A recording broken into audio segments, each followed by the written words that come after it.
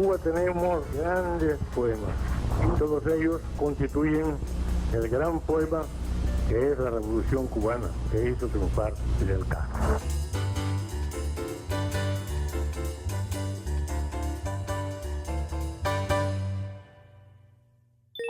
Saludos. Hoy, en Los de la Unión, hacemos visible algunos proyectos encabezados por mujeres que representan un grupo de vanguardia dentro de la UNIAC.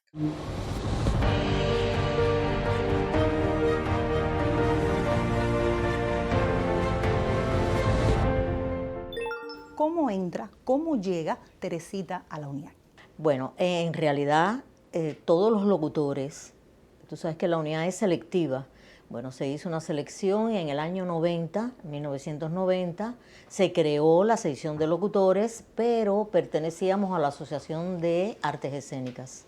Ya después, al cabo de unos meses, nos pasaron para cine, radio y televisión, porque en realidad los locutores que estábamos como miembros éramos de la radio y de la televisión. Mi vínculo con la UNIAC fue muy fuerte. Yo considero la UNIAC como mi casa. ¿Por qué razón? Ya en el año 94, Abel Prieto creó un movimiento de coordinadores de un representante en cada municipio de nuestra ciudad de la UNIAC, con vínculos con las instituciones culturales de ese territorio. Nos hizo un llamado a 15 compañeros, 15 o 16 compañeros, y ahí comenzó nuestra labor como coordinadores de la UNIAC. Por supuesto, durante un año fue presentando a cada coordinador en su territorio. ¿Cuál fue el de Teresita? El mío es Centro Habana. Centro Habana fue ese lugar de operación. 10 años estuve en Centro Habana. ¿Y qué empezó a hacer Teresita? Es decir, ¿era algo novedoso en aquel contexto? Bueno, ¿cómo saber qué hacer? Yo no sé cómo empezó todo, pero empezó. Primero la presentación, me presentaron a mí, a todos, en cada municipio, como te decía, ante el partido, ante el Poder Popular, las instituciones culturales y la membresía de ese territorio. Fue muy emotivo las palabras de bienvenida y de reconocimiento a mí, me las hizo Enrique Núñez Rodríguez. Y fue muy emotivo, muy emotivo. A partir de ahí ya empezamos los vínculos, teníamos, por supuesto, un reglamento donde nos indicaba qué hacer como coordinadores. Lo primero, lo más importante es tocarle a la puerta a cada artista y tratar de vincularlos, de llamarlos y de relacionarlos con las instituciones culturales. De eso tengo unas cuantas anécdotas. ¿Solamente eran artistas de la UNIAC o eran todos los artistas del municipio? Artistas de la UNIAC. El resto de los artistas, aficionados o no, era la Dirección de Cultura Municipal. Nosotros, por supuesto, estábamos, ¿cómo decirte? Había una persona de la Dirección de Cultura que nos atendía como UNIAC. Nosotros podíamos participar en los consejos de dirección de la Dirección de Cultura, podíamos proponer proyectos de los artistas que quisieran. Yo tuve un gran movimiento en el municipio Centro Habana. Incluso el primer aniversario de ese movimiento fue celebrado en Centro Habana, en el Callejón Hamel, porque el Callejón Hamel tenía unas características muy importantes y un desarrollo como el feeling con Angelito Díaz, la secundaria básica, que también es un proyecto cultural. Estaba Salvador González con toda aquella muestra de afrocubana. En fin, era un espacio muy importante y se celebró ahí. Abel quiso celebrar el primer aniversario allí en Centro Habana.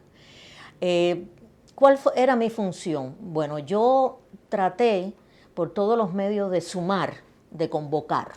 Yo hacía mis reuniones mensuales, convocaba a los artistas y ¿qué hice? Creé equipos por cada especialidad. En las artes plásticas, en las artes escénicas, en la música, pero siempre orientados, dirigidos por la UNIAC, por la Oficina de Cultura Comunitaria. ¿comprendes? Que también teníamos reuniones, orientaciones de cómo encaminar la situación. Y fue famoso el proyecto de la California. Bueno, teníamos el proyecto, por ejemplo, Gladys Puy, que era el del concurso de la Guantanamera, Joseito Fernández, pero ella era en ese concurso el jurado. Tenía a Feria, Raciel Feria en las artes plásticas, Cristina Palomino, en fin, éramos todo un grupo que nosotros, yo te confieso que yo me entregué totalmente a ese proyecto, me convertí en una promotora cultural, caminaba por mis calles de Centro Habana, por Adis y Froilán, también que está en el Callejón Hamel, mira, se me había pasado la Galería Che Guevara, el vínculo con las escuelas, en fin, era una riqueza cultural que tú no te puedes imaginar. Me sentí muy realizada haciendo ese trabajo en Centro Habana y muy bien acompañada, muy escuchada, no solo por mí, no solo por las instituciones, sino también los artistas. Hablemos entonces de los proyectos de Teresita, porque me imagino que no solo tocó la puerta, sino que gestó también su proyecto personal. Efectivamente. ¿Qué ocurrió? Que, bueno, cambié de dirección, me fui para el municipio Playa, pero yo en Playa me sumé a la coordinación con Ana Nora Calaza. Y se me ocurrió crear un proyecto, porque a mí me encanta bailar casino. Soy fundadora de ese baile. Y entonces se me ocurrió hacer mi propio proyecto que se llama Casineando en Playa. Hace, bueno, ya 12 años. El 10º aniversario lo celebramos antes de la pandemia. Y entonces, bueno, han transcurrido ya casi así que son 12 años, porque los bailadores siguen llamándome, los bailadores están deseosos de que retomar el tema de Casineando en Playa. Lo he desarrollado durante esos 10 años en los círculos sociales, que para mí eso es cultura comunitaria, porque ahí era la gran familia del casino. Asistían los abuelos, los padres, los jóvenes, y 2, 3 veces al mes. Bueno, se desarrolló un movimiento muy intenso en todo el país, canciones de Moncada, canciones de orquestas de música popular bailable que hablaban de las ruedas de casino, de bailar casino, y veíamos a los casineros pues tomar... Claro, retomar el tema, porque es que el casino es parte de nuestra identidad, ese baile. Lástima que no haya un programa, que ya no esté el programa de bailar casino, pero todo este pueblo, todo nuestro pueblo baila casino. Y sería muy bueno vincularlo con los instructores de arte, que son los que están en las escuelas. Sí, se vinculó en las escuelas, pero tuvimos un enemigo tremendo, que es el reggaetón, y ya no se baila en pareja, sino el baile es pelviano. Entonces ahí es donde... Bueno, la moda, el casino un poco, claro, la moda es cíclica. Todo eso estoy de acuerdo. Ahorita regresa y estamos bailando otra vez el casino, lo están redescubriendo como algo novedoso, quizás en otro empaque, pero al final sí va a seguir siendo casino. Claro, y sobre todo el baile en pareja. Mira ahora con ese programa de Danzoneando, ¿sí? El programa de son cubanos, en fin, que las cosas se están rectificando. Claro. Y eso me alegra muchísimo.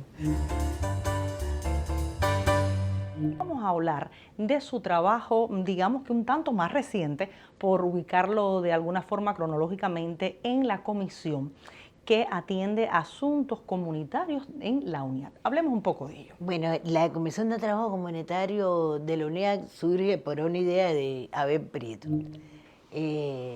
siendo presidenta de la UNIAD, para de alguna manera los artistas en pleno periodo especial con tanta dificultad y tantos problemas acercarse a la comunidad donde vivían y brindar lo mejor de sí, e incluso también estar pendiente de artistas mayores de edad que no tenían condiciones ni siquiera para llegar a la UNIAD, y nosotros ayudarlos. Así se crearon las comisiones de trabajo de cultura comunitaria con varios miembros de la UNIAD en cada municipio. Por ejemplo, a mí me tocó el municipio Playa, que siempre digo que es un municipio especial, porque es un municipio de muchos contrastes. Y para mí era primera vez, es decir, yo había hecho trabajo comunitario. ¿Le correspondía ese municipio porque vivía allí o porque...? Porque vivía en Playa. Cada artista atendía el lugar donde vivía, cerca, es decir, el municipio por donde vivía. Yo trabajo en la televisión desde que era niña y siempre, por un problema también de mi familia, de la formación que me dieron, siempre acudí a hacer trabajo comunitario. Lo que sucede que no se le decía así, y como experiencia ya de práctica de una manera más científica, si se quiere, ¿no? Porque por supuesto que eso empezó espontáneo, pero después pasamos talleres del CIERI y toda una serie de cosas para de verdad saber cómo atender la comunidad. Porque tampoco es que ahora yo piense, bueno, me pongo una nariz de payaso y hago varios chistes y voy a la comunidad. No, hay que saber también la problemática de esa comunidad, qué es lo que más necesita, cómo tocar determinados temas. Y para mí no solo fue, ¿cómo decir?, de una experiencia, ni algo que tenía que hacer por obligación. No, eso me retroalimentó. Y empecé también a pensar cosas que hacíamos en la radio y la televisión que tampoco eran como las estábamos haciendo. Porque tener el público tan de cerca y a las niñas y los niños y ver en realidad cómo se expresan, lo que sienten, cómo el tratamiento de muchos padres o las abuelas que son muy importantes y la familia, eso me ayudó mucho a mí a mi trabajo profesional. Hubo muchos términos que se manejaron por la época que aún siguen formando parte del debate, que tienen que ver con la intervención y el trabajo comunitario. Cuando usted llega a representar, usted está haciendo una intervención cultural, pero el trabajo comunitario, ya lo decía Ana Nora, es mucho más profundo porque es imbricarse en las raíces de una comunidad, conocerla y resaltar los valores que allí pueden estar. ¿Qué experiencias recuerda quizás del trabajo de esa época? Experiencias lindas, porque yo tuve un proyecto que para mí fue muy, muy lindo, ¿no? Que fue en el Romerillo, que le pusimos el patio de mi casa. ¿Y qué pasaba allí? Bueno, el Romerillo es un lugar muy pintoresco, muy variado, donde ya no sé cómo explicar, los niños van bonitos vestidos a la escuela con su uniforme, no es como la gente piensa a veces que dice un barrio marginal, es muy variado, muchas problemáticas las que hay en el Romerillo. Y entonces yo hago el proyecto del patio de mi casa y los niños se sentaban alrededor ahí, pero allá llegó un momento que no eran los niños ni las niñas, había gente que estaba tomando y iba hasta con la botella de ron, la ponía en una esquina y entonces yo entendí que había que sacarle lo más bonito, ¿no? Y empezamos siempre a terminar en el espacio con una canción de Arnaldo, La Lucecita, que decía, no dejes que se apague. Entonces ahí hacíamos una ronda y ellos participaban. Y entonces pedíamos unirnos todos y pensar en el bien, pensar en vivir una vida linda.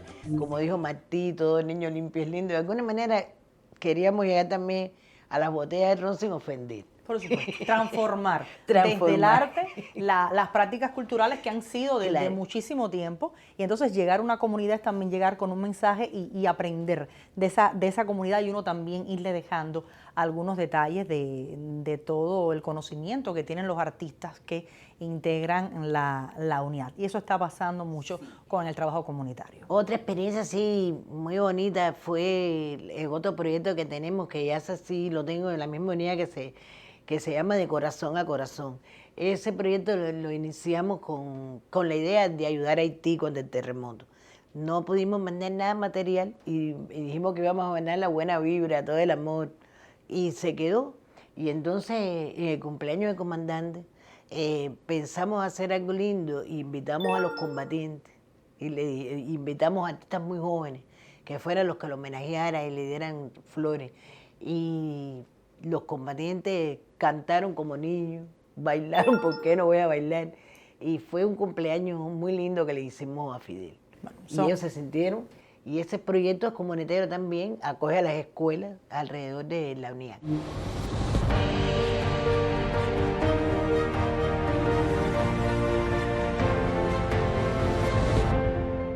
Cuando Marta Isabel Campos Morales, madre mía, decidió que su camino sería la música. Bueno, mira, a ver, eso me lo dicen poco, ¿eh? Marta Isabel, poco, ¿eh? Bueno, a ver, mira, la música nos llegó, siempre nos llegó porque somos tres hermanas, criadas en un ambiente muy equilibrado. ¿Y qué podemos hacer con las muchachitas?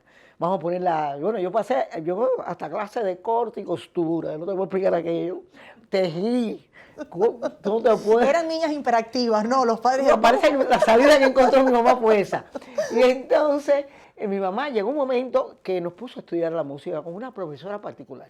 Y ahí fue que A mí siempre el instrumento que me fascinó fue la guitarra. Hasta un momento que yo de pequeña recuerdo haberme hecho una, pero yo misma. artesanal, algo Sí, así. no, aquello no tenía nombre. Aquello no tenía nombre.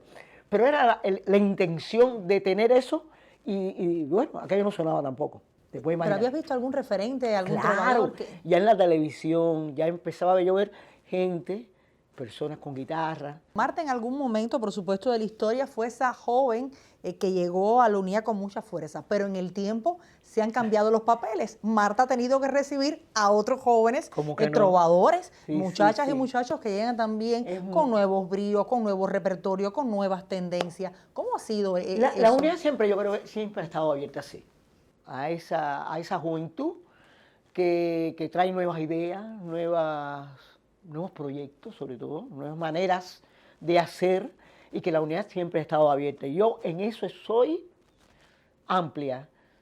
A veces me cuesta trabajo decirle que no a algún proyecto que yo, es muy difícil, que la asociación de músicos, digamos, siempre, si no le decimos, espera que tu momento va a llegar, espera ahí que tú vas a llegar, eso, para ti va a llegar el momento. Pero además, estamos tan necesitados de eso también, porque la unidad ahora mismo estamos rejuveneciendo, pues como todo. Tiene que venir lo nuevo y traer cosas nuevas y traer la misma trova. Sí, lo que nos identifica es el trovador, la trovadora con guitarra. Y ahí tus canciones. Pero ahora tú ves que de pronto hay rockeros. Y cuidado, oye los textos. Pero bueno, el rock también es una corriente muy contemporánea. Y cuando hablamos con Marta Campo, a veces nos resulta difícil ver a la trovadora, pero también ver a esa promotora, porque se intercambian de guitarra en mano, así se llama el proyecto de Canal Habana. Entre manos. Entre manos. Entre manos. Este Bueno, proyecto de Entre Manos, donde también Marta Campo es anfitriona, presenta nuevos mira, esa idea ponentes. ese fue Juan Carlos Travieso. Que es travieso. Que es muy travieso, él es muy travieso. Y entonces me llaman y me dicen que hay un proyecto televisivo y digo, para defender la canción trovadoresca. Y Marta pensó que iba de invitada, pero no. No, bueno, el problema fue que me llaman y entonces, yo recuerdo en las primeras grabaciones, a mí el pitico no paraba. Pi, pi, pi, porque, a ver, cuando se acercan a mí, me dicen, yo tenía una peña en aquellos momentos en la Casa de la Cultura de Plaza. Una peña donde yo hablaba, conversaba, y yo suelta, y la televisión tiene sus reglas. Sus reglas, claro. Tiene sus reglas, y me di cuenta, o sea, los primeros programas, aquellos no tenían nombre. Juan Carlos se reía, es nada más que se reía. Y entonces, había mi temor, tenía mis respetos y mis temores, pero ya después... ¿Cuántos años ya tiene el proyecto? Va, 12 años. 12 años. 12 ¿Cuántos años trovadores entre han manos. pasado? Tanto de Cuba como invitados de extranjeros también. Cantores importantísimos latinoamericanos, Biglietti, Cecilia Top. Ahí muchos. Y yo feliz porque estoy en un lugar donde estoy defendiendo la música cubana y una manera de cantar también muy especial, que es la trova cubana. A mis invitados le pregunto por una unidad futura. ¿Cuál cree Marta Campo que debe hacer esa unidad? Yo siempre creo, como nuestro país, yo creo que la unidad tiene que ser siempre unida. Siempre unida. Defendiendo lo justo. Defendiendo nuestras raíces.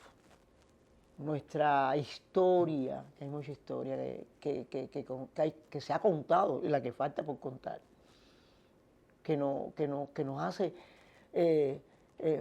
defender la creación, que es el porqué de la unidad.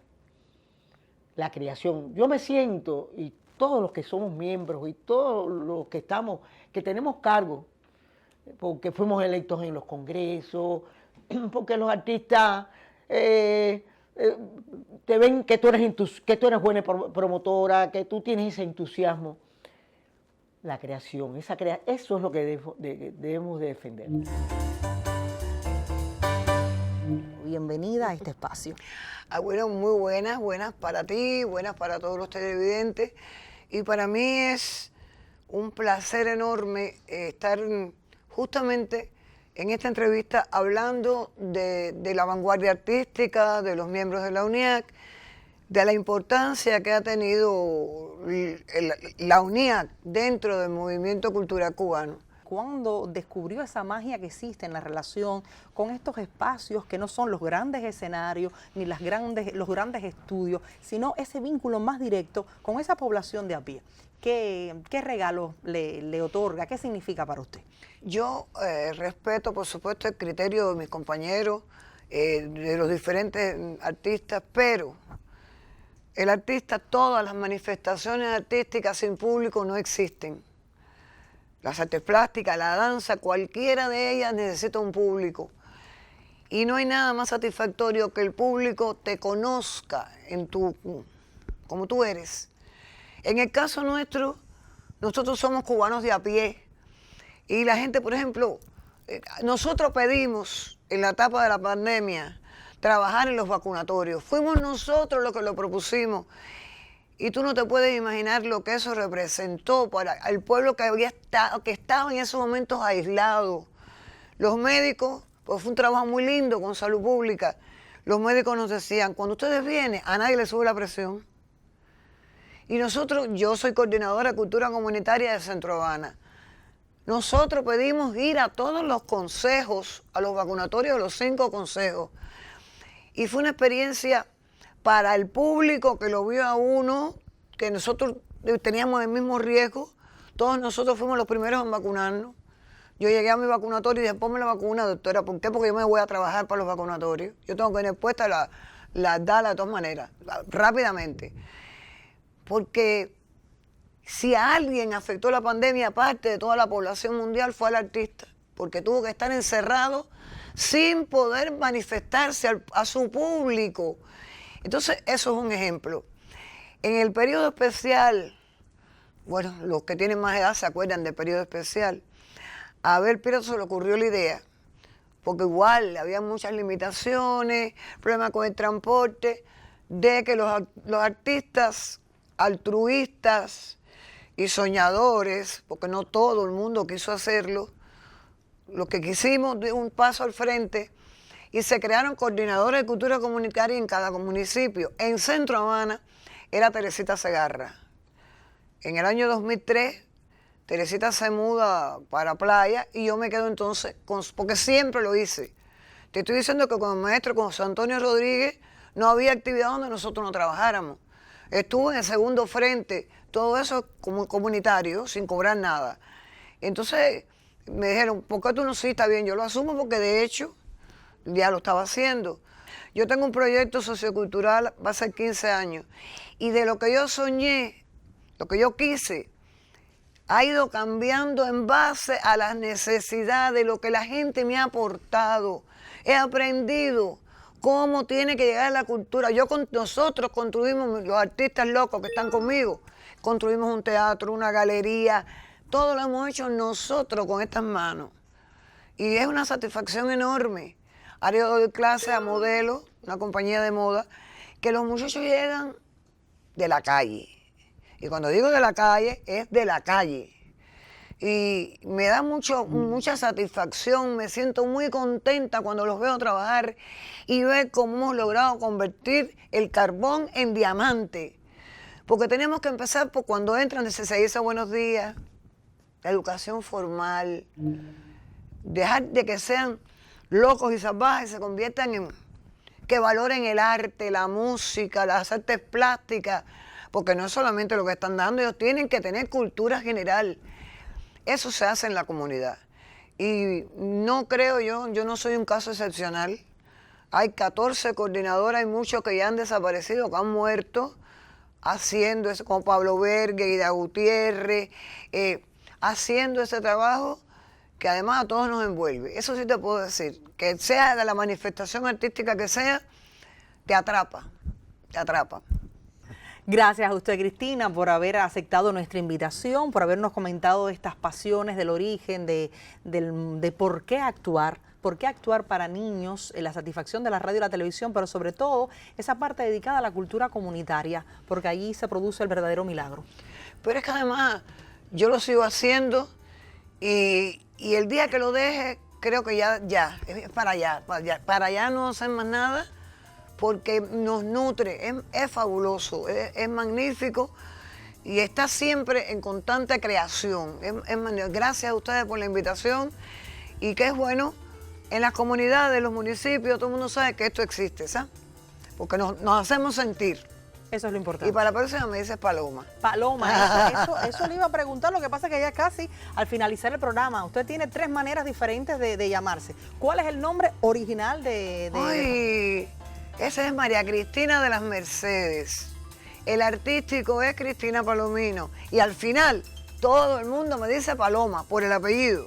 Mi hija se llama Paloma, pero yo, Cristina. Usted ve cómo ha evolucionado esta Sí. entrevista. Comenzamos hablando con María Cristina Palomino. Y termina hablando con Paloma. Con Paloma. Cosas que pasan en los de la Unión. Muchísimas gracias a usted, Paloma. Gracias a por usted, estar gracias con a usted. nosotros. Le estaré esperando la próxima semana.